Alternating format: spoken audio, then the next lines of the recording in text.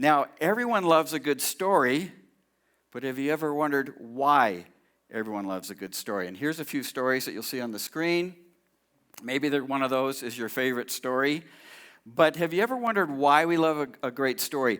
And more particularly, have you ever wondered why we love great stories that all follow very similar theme? Like this, like it starts out where you fall in love with the main characters, right? You get emotionally bonded to them.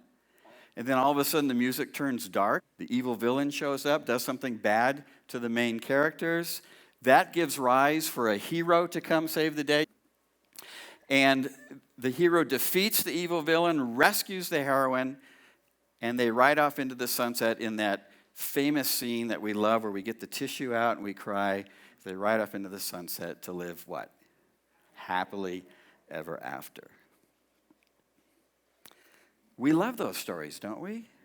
But do you ever wondered why we love those stories?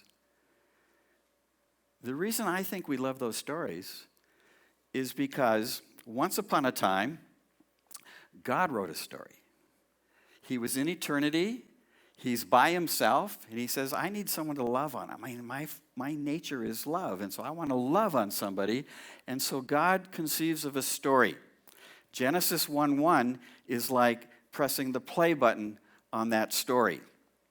And it's been playing out ever since. God's story is the big story. All those other stories, like the ones I showed up on the screen just a minute ago, are the smaller stories. And these authors and these playwrights and these songwriters, they can't help cranking out these stories over and over and over again because we're all made in the image and likeness of God. And whether they believe in God or not, the story is in their DNA.